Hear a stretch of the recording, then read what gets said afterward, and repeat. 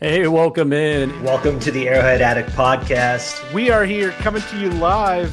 The Kansas City Chiefs are going to the Super Bowl. You only win a Super Bowl 2 times every 5 years, right? Oh! The warm-up act is over. Let's bring in Melissa Etheridge, massive Chiefs fan. Melissa, Super Bowl champion, 2-time Pro Bowler, and Trent Green. Trent Green, how you doing? Hey, what's going on, guys? And he picked it up! He picked it up! He's gonna score!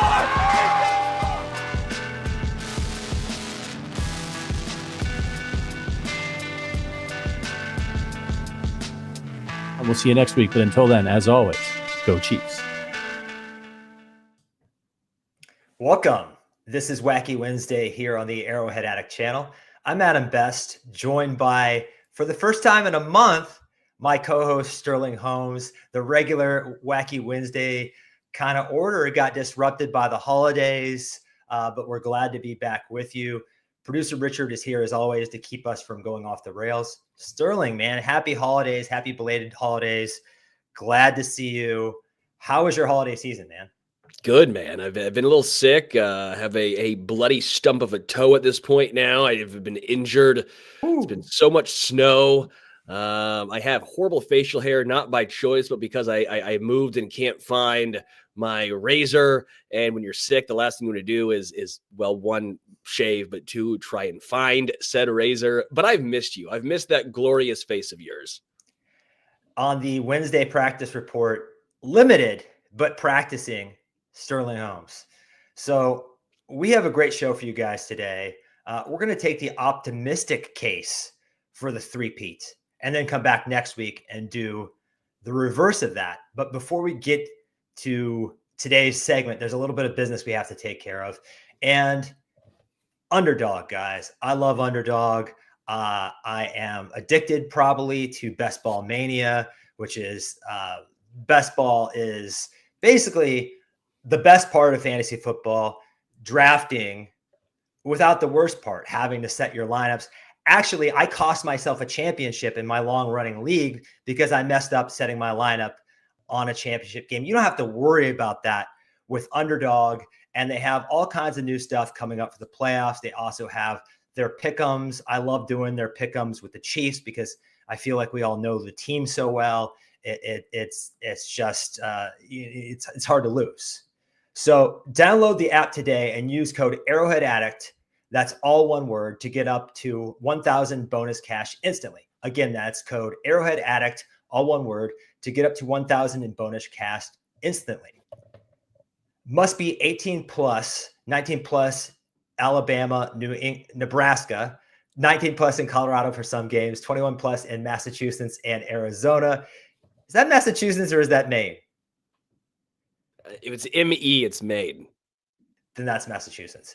And present in a state where Underdog Fantasy operates. Terms apply. Void in Colorado. Concerned with your play? Call 1-800-GAMBLER or visit www.ncpgambling.org. AZ 1-800-NEXT-STEP, 1-800-639-8783, or text NEXT STEP to 53342. New York, call the 24/7 Hope line at 1-877-8-HOPE-NY or text HOPE-NY 467-369. I am not very practiced on that because I'm usually with Patrick Allen or Sterling Holmes, and you guys are like, you're like the Bills and the Ravens. You're like heading towards a clash, trying to set the land speed record there. Also, I love you're going to say instead of Nebraska, New England. Love that. I love the state of New England.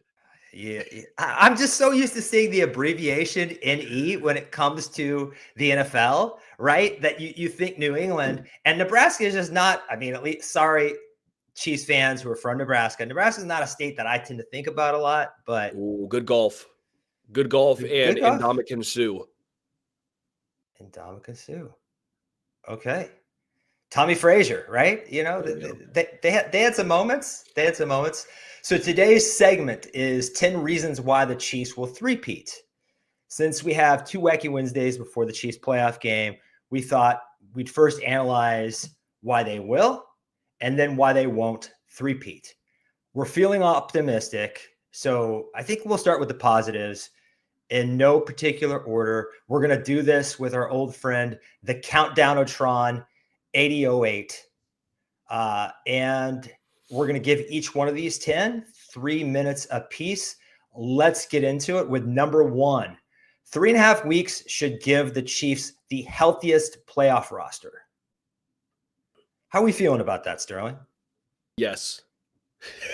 All right, I mean, 3 minutes. We can give it back. No, but seriously, this is great. I mean, we saw Travis Kelce last year with 1 week and the difference it made for Travis. I think you're going to see Travis Kelce look outstanding. I think the underrated aspect is actually Chris Jones. Chris Jones with that strained calf that no one's really talked about. But this is a massive, massive time off for Chris Jones to get healthy, to get right. Patrick with that ankle, like the 3 superstars of KC, more than anyone else, this really helps. It allows Jalen Watson to potentially get healthy. It allows Kareem Hunt, who has been overworked potentially, right? When he first came to KC, there was a little bit more burst and we kind of saw him slow down. So maybe we'll see him get a little more burst back. Him with Isaiah Pacheco, who was also banged up. I mean, yeah, this is huge. 24 days off, basically 23, 24, 25 days off, basically for your starters. This is very, very important for the Kansas City Chiefs. You mentioned the big 3, of course, Chris Jones. He's getting basically a month off. That's a lot of time off, even if he was injured. I think he's going to be 100% by the divisional round. Patrick Mahomes, you mentioned Travis Kelce, but also DeAndre Hopkins, no spring chicken. Joe Tooney, no spring chicken. These are important players for the Chiefs, giving them some time off. Hollywood Brown, he's out there playing, but he went through a serious injury. It's just going to be great for the Chiefs to be. I think the Eagles are fairly healthy. They're kind of like the lucky team this year that's been kind of unscathed for the regular season to some extent. Well, besides Jalen Hurts. Yeah, besides Jalen Hurts. But I can't think of a team that's healthier than the Chiefs. The other aspect of this is, Andy Reid and Steve Spagnuolo are preparing for multiple teams during this stretch. I guarantee you they're not looking past anybody, but they're spending time on Buffalo and Baltimore. I would say more than probably anybody. Luckily, they know Denver. They played all these teams. So there's no one they don't know. And it's just going to give them a game planning advantage. But I think there are people that are worried that they're going to be a bit out of sorts, a bit out of rhythm, and it's going to take them a while to warm up. This team has maybe the most continuity we've ever seen in the Super Bowl era. They have so much experience. I mean, even their second-year players had been to 2 Super Bowls. I don't think they're going to be rusty when the playoffs hit. That's just crazy to me. Yeah. I also think it's going to be a nice break for Xavier Worthy, who's used to that college schedule. Good call. Might have hit the rookie wall, but he doesn't have to worry about that because he kind of gets a winter break, right? He's used to that at college. Number 2, the experience advantage. We just talked about this, but the rare continuity gives them an edge over everybody. I believe Patrick Mahomes is already the 3rd oldest quarterback in the playoffs. He's only the only 2 guys that are older than him are Matt Stafford and Russell Wilson at 29 years old. Baker Mayfield, I think, is 1 year or the same age. I'm trying to think of CJ Stroud, no. Jordan Love, no. Jalen Hurts, no. Jaden Daniels, no. Josh Allen, no. Lamar Jackson, no. Baker's 29. So, but beyond Mahomes, who has just a metric shit ton of playoff Jared experience. Goff. Thank you, Justin Gibbons. Yes, Jared Goff is also older. Okay, so 4. How old is Jared Goff, though? Probably like 31. He's 30. Okay, so there are 3 guys that are older than him and 1 the same. But the point stands that he has a ton of playoff experience.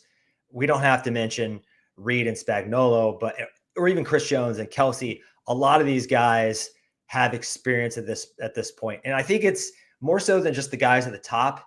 It's that there's almost going to be nobody except perhaps maybe Jaden Hicks and Xavier Worthy who gets a little intimidated when the playoff lights come on, when those bright lights come on. So I think that is a huge advantage.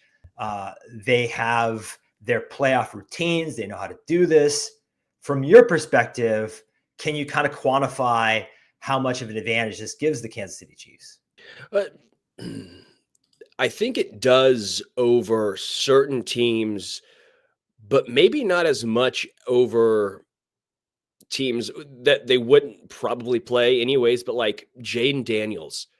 Like at some point when you are a rookie quarterback, I think sometimes you don't know what you don't know, where you're sitting here going, okay, we're not supposed to be here. They drafted me second overall last year. We've turned this thing around. We're just having fun out here. There's no pressure on Jaden Daniels. There is zero pressure on Jaden. There is zero pressure on Bo Nix. Mm-hmm. No one expected this. So for those guys, I think, no, there's no pressure. Over a team like the Chargers, I think there is. Like, I think the experience really helps Kansas City over a team that's been there once, but blew a 28-0 lead. Like I'm like, yeah, there's some experience over that. Over Baltimore, yeah, Baltimore's been there, but they've struggled. Bills, not. I don't know as much because the last time the Chiefs played the Bills with the 13-second game at least, Josh Allen didn't shoot himself in the foot. That was just the Chiefs being Herculean offensively in 13 seconds to get it done. So I think in some instances it does help. But against some teams, overblown. Okay. I don't think this will be overblown, but it depends how soon it transpires. And that is number 3, cornerback Jalen Watson's surprisingly fast return addresses a fatal flaw. Where are you at with Jalen Watson coming back? When do you think he'll be on the field and looking like himself for this Chiefs defense? Looking like himself next year. Playing, maybe the divisional. I am cautious when it comes to Jalen Watson. Now, he has bucked the trend many a time. Dude is tough. He played through a torn labrum last year. No denying his toughness and his ability to play through when he's not 100%. But he's not played since, what was it, week 4? It's been months and months and months. You can't replicate game action. You can't replicate even going up all the time in practice. His window opened up was last week for week 18. I want to say he's going to be an impact player, but I feel like he might get a smattering of snaps. Like he might get the Keith Taylor snaps. He might be the Keith Taylor coupled with the Najee Johnson snaps. I think you're going to see a lot of Christian Roland Wallace because they don't trust Shamari Connor in the slot. You'll see Joshua Williams a good amount. And then after that, you might see the smattering of Jalen Watson. We'll see. I hope I'm wrong and that he's good to go and he plays 80% and he looks like he did to start the season. That's just so much to ask, and I don't want to put that sort of pressure and expectations on someone like that. Well, I have to say 70% of Jalen Watson's better than Najee Johnson. No offense to Najee Johnson. I just think that's hard to deny at this point. Najee Johnson had a really, really rough day out there on Sunday. It was pretty brutal. And Joshua Williams, has his moments, definitely has his moments, but hasn't been consistent either. And I think Jalen Watson is a very mentally tough corner. That's really important because you're going to give up big plays. There are going to be times where you're getting picked on and you just have to persevere through that. So I would love to see Jalen Watson out there more than that, but even just taking Najee Johnson snaps would be huge for this defense. I think he could be sort of a stabilizing force. That's going to be a theme here. And I like what I've seen from Christian Roland Wallace to some extent. He seems like more of a natural slot to me than Shamari Connor, who I think is a damn good player. I just don't think he has the athleticism the speed and quickness needed to play Yes, in the against slot. fast wide receivers, Christian Roland Wallace. Against slower wide receivers or maybe tight ends, even, I think you're okay with Chamari Connor. But there is a clear speed gap between those two. And maybe next year they'll get it sorted out and get Chamari Connor back in the right position. But so far this year, it seems like that experiment failed. Touchdown, Kansas City. Number 4, we're sticking with the stabilizing force theme. And Joe Thuney's late season emergence at left tackle has been huge for this franchise. That is another potential fatal flaw. Sterling, what has Joe Thuney meant to this offensive line, shifting over to left tackle, Mike Caliendo coming in at left guard? And not only what has he meant, but do you think this is the offensive line we're going to see in the postseason? Yeah, he's probably been the best offensive lineman in football. I mean, who else does this? No one does this. He's been maybe the best guard in all of football. And then he was probably, if we're being fair, probably a slightly above average left tackle, right? I don't want to say he was great. Like we're not talking about like Laramie Tunsil or someone like that, or Deion Dawkins, or Trent Williams. But we're talking about a guy who clearly Patrick feels comfortable with. If this were up to me, I am starting Joe Thuney at left tackle because Patrick feels, at least in my opinion, the most comfortable there. DJ Humphries has not impressed me. DJ Humphries, the first half, looked good against the Broncos. Second half, did not. Now, I get it. If he starts at left tackle, Joe Thuney's playing left guard alongside him. That's going to help some things out. But can you risk doing that? I don't know if you can. Give me the devil I know versus the devil I don't. Give me Joe Thuney. I know Caliendo has not been great at left guard. His first game at left guard, he was pretty darn good. He's somewhat trended down. I get that. But the 3 best offensive games sure feel like it's come with Joe Thuney at left tackle. Keep Joe there, which is funny coming from me, who said I didn't want to see Joe Thuney play left tackle. I'm completely switched my tune on this, my Joe Thuney on this. We both were on that train of thought where we didn't want, if we're going to use Madden, a 98 overall guard to become an 83 overall left tackle. It just didn't, the math didn't add up there, but we're out of options, guys. We're out of time. And what I didn't like about DJ Humphries, he did the same thing Kingsley and Wanye are doing. He's getting beat around the corner quick. You just cannot have that. You can't have these quick losses. What I like about Joe Thuney, he might not have very many elite reps at left tackle. There are no disaster reps. He is not getting beaten quickly. He is dying a slow death out there at left tackle. And as far as Mike Caliendo is concerned, you got to feel good. Even if Mike Caliendo struggles at times, he is in between Joe Thuney and the best center in football, Creed Humphrey. That makes things a little easier for him than they would be for most left guards. And think about who Joe Thuney has played against. He played against Myles Garrett, best edge in football, I think, hands down. He played against the Pittsburgh Steelers. They have a tremendous pass rush. Same with the Houston Texans and Danielle Hunter and Will Anderson. That was a murderer's row of pass rushers, and he got thrown in the deep end, and he swam, man. He swam. I think they have to go with him. He has Patrick Mahomes' trust. You can see it on the field. That's important. Touchdown, Kansas City. Right at the buzzer. Number 5, Casey's most talented starting wide receiver trio in the past 3 years. I'm saying easily over 2022, 2023. Do you agree with that take? Yes, and maybe ever. Maybe ever is a strong word, but most talented. Now, you had Tyreek and you had Sammy Watkins. 2019. I'm gonna give Sammy Watkins in 2019 with Tyreek Hill in 2019. 3 though. Well, I guess but where you're saying doesn't matter who number 3 is. If it's DeMarcus Robinson, doesn't matter. It's still Tyreek and Sammy. And McCole had a pretty decent season then, and sure. but yeah, in this I'm with recent you. era. Yeah, this is definitely the next best iteration, though. I think you're right. I think I'd take Tyreek, Sammy, and you, just because those 2 guys were so good. Tyreek especially, but yeah, over the past 3 seasons for sure, with DeAndre Hopkins, Xavier. Well, we wish, Xavier Worthy and Hollywood Brown. When you line up Hollywood, Xavier, and DeAndre, which we saw in a stack formation, bunch formation on the left, you saw how impressive those three guys can be lined up on the same side, right? It causes a lot of chaos and confusions for defensive backs. They have no idea where to go. They can all run short, intermediate, and deep routes. It makes it very difficult. You can have one-on-one on the right side with either Travis, Justin Watson, depending on how you want to rock that thing.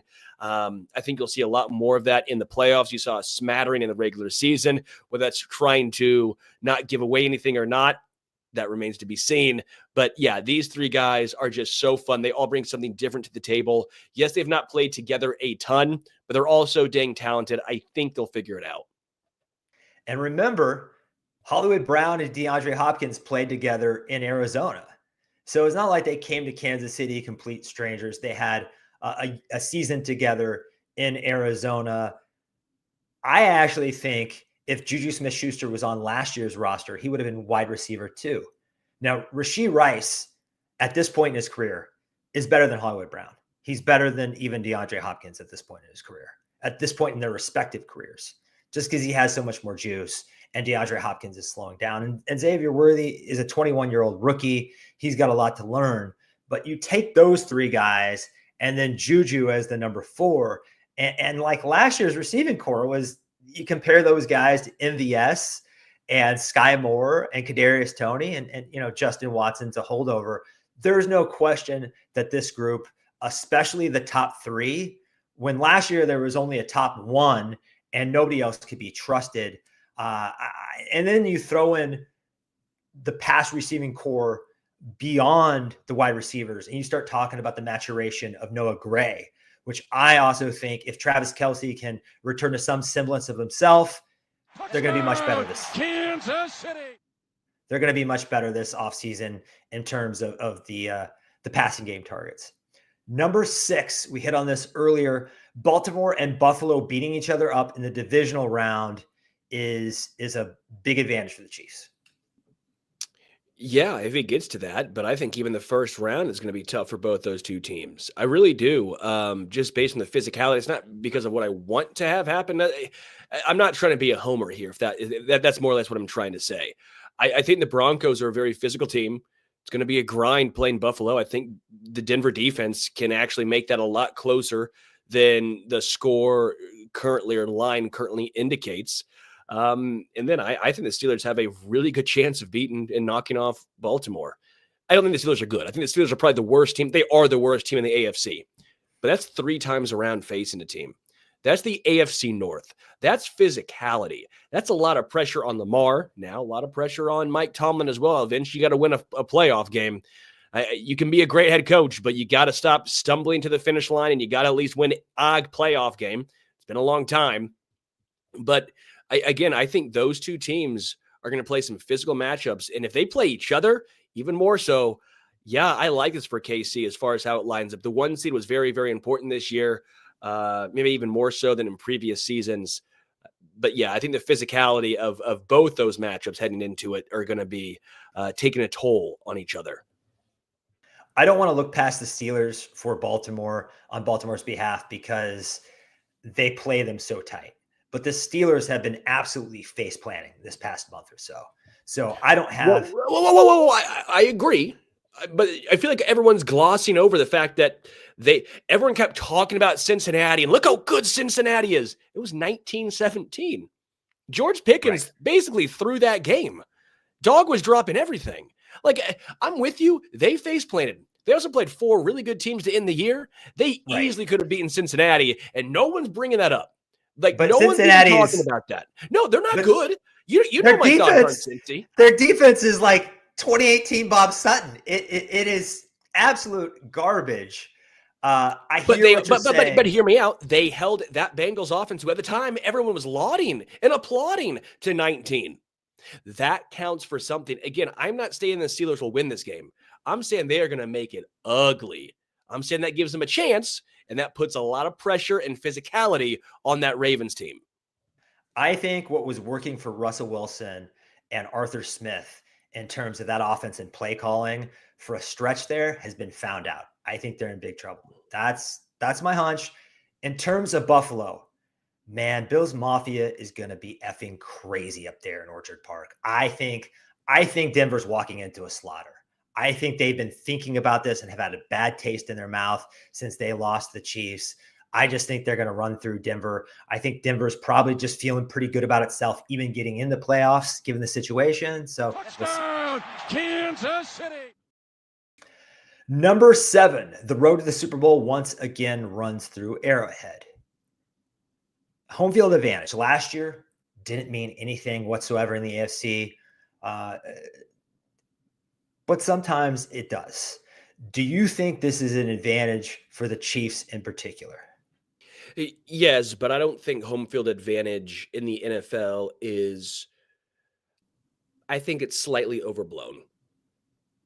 Like, I think Chiefs Kingdom is the best in the world. I think that they have the best NFL fan base. I think the environment is insane. It's incredible. And it does matter. I'm not saying it doesn't, but I do think at times it is overblown. Again, as we saw last year, they went on the road and took on all those teams and they won.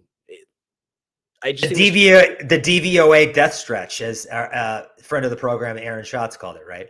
Yeah, I just think the Chiefs are really good. They can win at home, they can win on the road, they can win there, they can win anywhere. It does not matter. I'm Dr. Seuss. Yes, I am. Because I think college sports, it means a lot more. Like college basketball, I think matters a ton. I think college football matters a ton. NFL, I don't know. I've had my questions about it, let's say. I think it matters, but maybe not to an extent that a lot of people think it does. Here's a thought. Cold weather, Houston or the Chargers come in. Teams that maybe aren't as accustomed to playing in that environment. We saw what it did to Miami Dolphins last year. There's always caveats. That's the caveat. Miami couldn't play in anything under 50 degrees. Okay, that's different. That's the caveat. But if we're talking like Baltimore or the Bills or, that instance, I don't know if it's worth the 3 points. I don't know if it's worth 4 points. Yeah, 1 or 2 maybe. Sure, is it worth a couple of false starts? Yeah, probably. But is it worth better play calls? I think it could affect special teams down the stretch. We saw that with the last time Denver played in Arrowhead. I'm not going to attribute all of that to the crowd, but it certainly didn't hurt. And I think having the crowd on your side for those clutch situations where the Chiefs are just so damn good at closing out games, it is kind of an ace up your sleeve. I think this matters in the margins, but you love to have the weather, sleeping in your own bed, and the loudest crowd in sports on your side. You're not going to complain about that situation, but we know that Josh Allen and Lamar Jackson in particular are not going to be intimidated by that crowd. No, I don't think so. But again, I keep going back to how much pressure is on Lamar. It's insane. I think more so than Josh, more so than anyone else. I think of any person, coach, or player, there was so much pressure on the shoulders of Lamar Jackson. Well, if he wins his 3rd MVP, he's got more MVPs combined than Josh and Patrick. And I think that's absurd. I mean, I think Lamar Jackson is the 3rd best quarterback in the league, but this is just putting a lot of pressure on him to prove that he belongs with those guys, because I don't think he's done it in the postseason yet. I think that's what you're saying. I guess we'll find out more in the next 2 or 3 weeks. Number 8, the NFC is the inferior conference with less quarterback talent. How you feeling here? Disagree. Disagree. Disagree with the inferior conference, or I think the less quarterback talent is less obvious, quarterback right? talent, sure, but as far as the lesser conference, I thought that going into the year.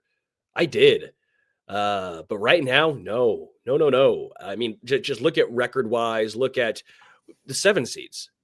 Green Bay, that's maybe the best 7 seed we're ever going to see. Green Bay as a 7 seed is ridiculous. I mean, that's absurd. Green Bay is better than Houston, Pittsburgh, Denver, maybe the Chargers. Like, they'd be the 4th best team in the AFC, and they're a 7 seed. Like, I don't know. Maybe I'm overvaluing and overblowing this, and I'm not even a huge Green Bay supporter or fan or a fan of them. I think the NFC is really good this year. I think the Eagles might be the best team overall, top to bottom in the NFL.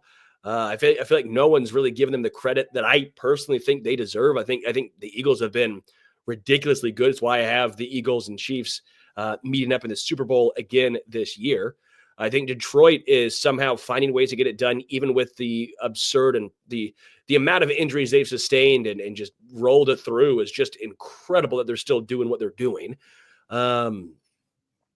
Yeah, I don't think that, the Rams but the Rams have won a Super Bowl with McVay and Stafford, and that's probably the worst NFC team, right? So the Buccaneers with Baker Mayfield, they've been very impressive, especially offensively. And then the Vikings won 14 games. We're all saying, how are they doing it with Sam Darnold? They still won 14 games. It's incredible. I think the NFC playoff field is actually stronger than the AFC. Okay, hear me out. And Matt Stafford, I think, is one of these kind of players who, when he gets hot, he can play almost at like a Mahomesian level because he is improvisationally and arm talent wise, he's off the charts, but he is up and down. He's up and down. He's kind of fluky. The teams that scare me are the teams that have guys that at Patrick Mahomes' best, they can still find a way to go toe-to-toe with him. We've seen it with Josh Allen. We've definitely seen it with Josh Allen. We have almost seen it with Lamar Jackson. I'm looking at Jared Goff and Sam Darnold and Baker Mayfield and those guys. Even Jalen Hurts. I know everyone's going to say, oh, the Super Bowl. If you look at things like success rate and EPA, Mahomes blew him away in that game. What happened in that game?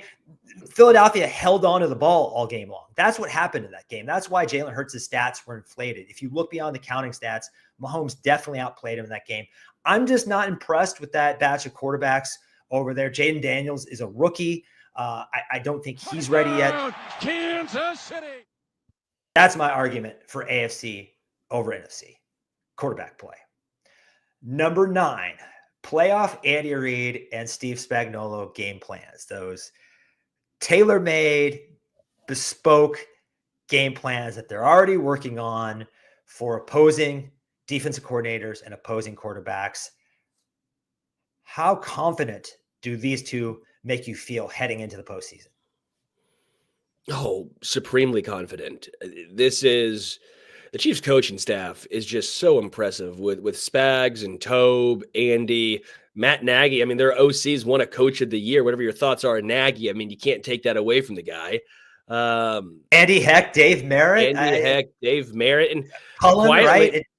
Yeah, Joe Cullen. And surprisingly, all the thoughts on the wide receiver coach have gone by the wayside, huh?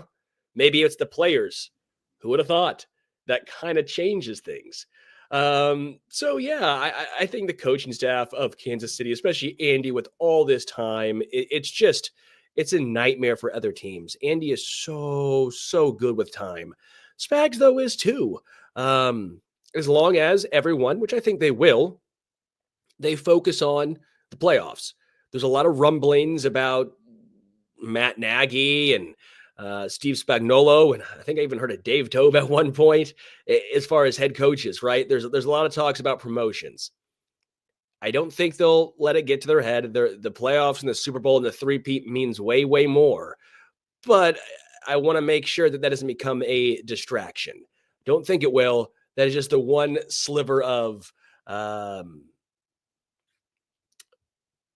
cynicism. But I'm trying to think of it. How do you use it? I guess Pessimism.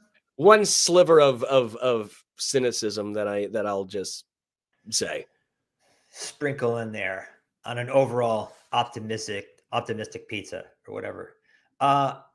What I'm really looking at with these two is I'm looking at Joe Brady, who I like, but is a first-year offensive coordinator. Is he a first-year offensive coordinator? He's a relatively new offensive coordinator. Yeah, he was interim last year. So him to some extent against Steve Spagnuolo, especially when Mike McDermott and that coaching staff historically in Buffalo, they're not really known for custom game plans in the playoffs that give their opponents fits. I think it may be their Achilles heel. I'm certainly not blaming it on Josh Allen. He's been unbelievable in the playoffs. And then if you look at the Baltimore Ravens, Zachary Orr, defensive coordinator, I think that is a dream matchup for Andy Reid from an experience standpoint. The Baltimore defense has just not been the same. The offense has been better this year. The defense has not been the same. So I think last year we saw this in the Super Bowl. Andy Reid against a new defensive coordinator. It ended up deciding the game. This is one of the things we should pay the most attention to. Touchdown, Kansas City.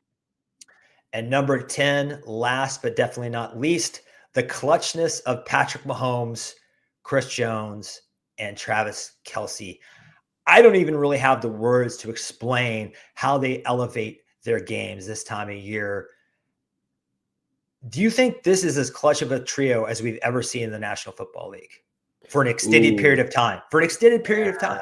I mean, that's really hard if you want to count Tom Brady with Bill Belichick, and I'm not talking coaches. I'm talking three players, and they didn't have enough continuity. It's like Gronk was only there for some of the time, and Richard Seymour was only there for some of the time, and this has been quite an extended stretch. Yeah, I would have to go back and look at some of those 49ers teams as well. If we're being fair, okay, yeah. I would have to go look a little farther back. Montana Rice in a warm body, maybe. Yeah, I mean, yes, exactly. But yeah, and I it's another thing that Aaron Schatz has said, which I actually agree with. Ronson Drake Butker got snubbed here. Actually, yeah, you're right. Because Butker has been so clutch. I always go back to that 13-second game. Like we always talk about, oh, look at that 13-second game. How many kickers make that kick? I mean, if we're being real, how many kickers make that kick? How many kickers do you trust to make that kick? Butker is so clutch, so consistent. And that was the plan. The plan wasn't like, let's see how far Patrick Mahomes can get us down the field and then go to Butker. The plan was just get us in Butker's range, and the dude has ice in his veins. He will get us to overtime.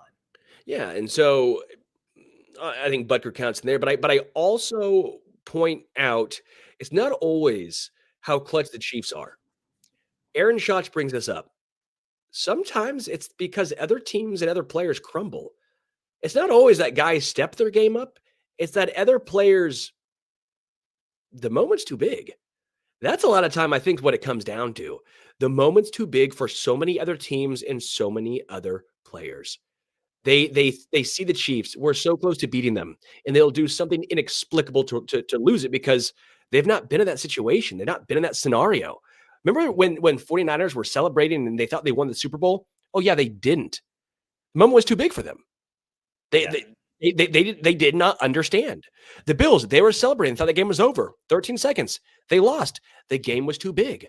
Until the clock hit 0, you got to have it. You got to do it. And the Chiefs constantly and consistently, they do it. Regular season against the Raiders, Broncos, whoever.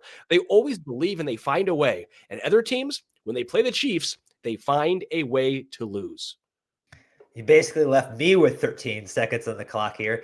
But the last time we had Wacky Wednesday, Patrick Allen was on. We talked a lot about the mental aspect of this, the aura, the mystique, the aura of invincibility around the Chiefs, and how other teams snatch defeat from the jaws. Kansas City. Snatch defeat from the jaws of victory. I think there's a huge mental edge. Teams just the Chiefs expect to win. Other teams kind of expect them to win too. How different is this for all of us who grew up expecting, even when the Chiefs were winning, they are going to find a way to lose? I think it's hard to quantify this advantage when 52 guys look at Patrick Mahomes, and that over my dead body factor. They just have supreme confidence that he's going to find a way. Do other teams, and they look at Travis Kelce, they look at Spags, Andy Reid, Chris Jones, the list goes on and on. Do other teams look around at the players they're in the trenches with? And is that same level of confidence inspired? I don't think so. Nobody can match that. And I think that's why other teams crumble when they are cool, calm, and collected. Let's finish up today with what's spinning. Sterling, what are you listening to? Oh, you go first. You go first. I didn't pull it up. I've been puzzling. Okay. I'll filibuster. Go No, ahead, I'll man. go. Go ahead. I actually have been listening to two. The band Brother Kane, if anyone remembers Brother Kane, they had a fairly popular song at one point called And Fools Shine On, but also Got No Shame, Hard Act to Follow.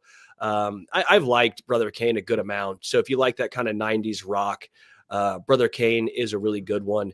And another one that this is more of a song, but Eagle Eye Cherry, everyone knows Save Tonight.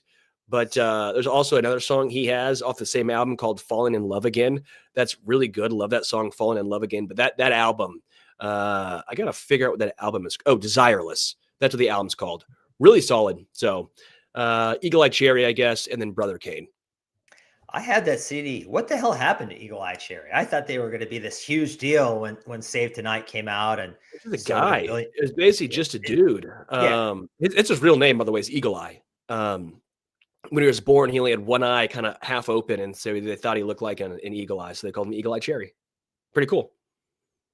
Pretty cool.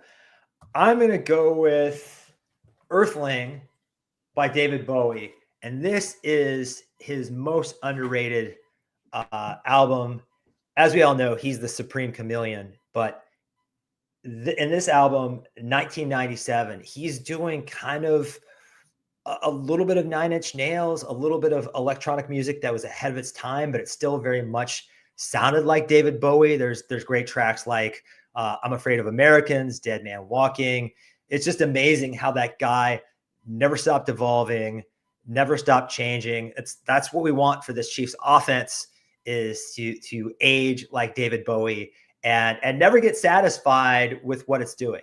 Come back next year and reinvent itself. So Earthling by David Bowie, an album that just frankly doesn't get talked about enough because the dude had decades of huge hits and monster albums before that it just gets overlooked. So, I mean, I think that's what we all want to have, is so much success that even big successes get overlooked.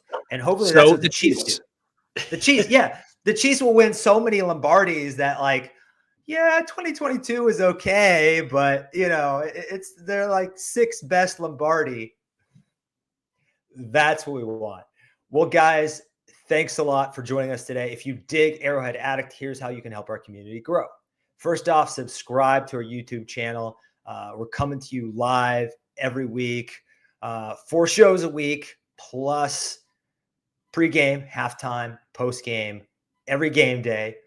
So subscribe here to YouTube. Audio listeners, consider giving us a 5-star review on Spotify or Apple. Those are 2 other places you can find us.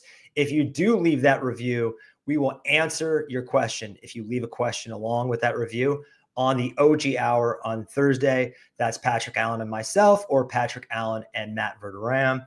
And also be sure to check out the mothership, arrowheadaddict.com. Matt Connor and all the other staffers over there always bring it, keep you up to date. Thanks to the chat. You guys make it fun for us to do this live. You guys give us energy. We feed off of you guys, much like the Chiefs feed off of the Arrowhead crowd. Join us live next Wednesday at 5 p.m. Central, and we'll actually have an upcoming game to talk about. We'll have an opponent.